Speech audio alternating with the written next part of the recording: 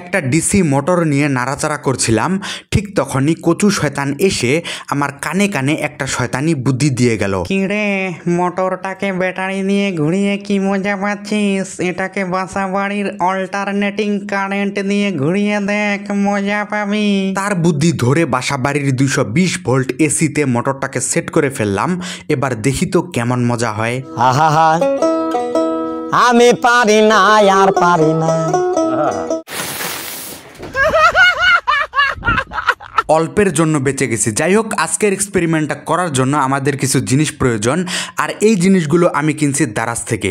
2টা ব্যাটারি, কয়েকটা শক্তিশালী নিওডেমিয়াম ম্যাগনেট, কিছুটা তামার তার আর তামার কেবল। ঠিক আছে, এটা একটা ডিসি মোটর। বর্তমানে এর থেকেও অনেক উন্নত মোটর আছে বাজারে, কিন্তু আপনি কি জানেন পৃথিবীর সর্বপ্রথম বৈদ্যুতিক মোটর দেখতে কেমন ছিল আর এটা ঠিক কিভাবে কাজ করতো?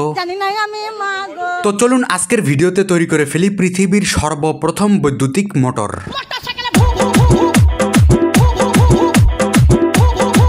1820 সালে হ্যান্স ক্রিশ্চিয়ান ওরস্টেড নামক একজন বিজ্ঞানী বিদ্যুতের সাথে চুম্বকের কি সম্পর্ক রয়েছে সেটা দেখান।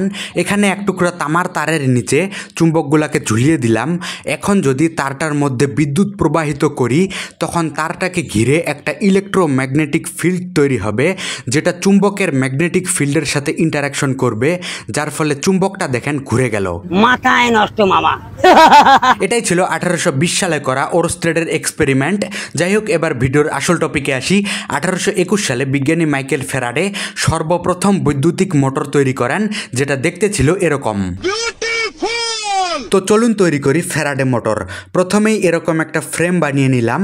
নিচে এক বাটি পানির মধ্যে লবণ মিশিয়ে দিলাম, যার ফলে পানির মধ্যে খুব সহজেই বিদ্যুৎ প্রবাহিত হতে পারবে। এরপর নিলাম 18 নাম্বার তামার তার। তারের উপরে পাতলা ইনসুলেশন আছে, সেটাকে এভাবে ব্লেড দিয়ে চেষে তুলে ফেলবো। এরপর তারটাকে কেবলের সাথে ফ্রেমে সেট করে দিলাম। বাটির মাঝখানে রেখে দিলাম নিওডেমিয়াম ম্যাগনেট। একটা জিনিস লক্ষ্য রাখতে হবে, চুম্বকগুলো যেন তামার তারটার সোজা নিচে থাকে। এরপর পানির মধ্যে একটা কেবল সেট করে দিলাম। এই যে দেখেন, একটা কেবল তামার তারের সাথে আর একটা কেবল বাটির পানির সাথে। ঠিক আছে, এবার কেবল দুইটাকে ব্যাটারির সাথে সংযোগ দিলেই দেখা যাবে মজার একটা ঘটনা। মজার ঘটনা দেখানোর আগে আরেকটা মজার খবর শোনাই আপনাদের। এইবার 9 তারিখ নয়, 8 তারিখ রাত 8টা থেকেই শুরু হবে দারাজের 99 অ্যানিভার্সারি মেগা সেল। 8 সেপ্টেম্বর রাত 8টার আগে দারাজে যত খুশি অ্যাড টু কার্ট করুন এবং নিউ উদয় ইলেকট্রনিক্সের পক্ষ থেকে জিতে নিন Whirlpool official warranty fresh magic pro 236 litre glass door fridge.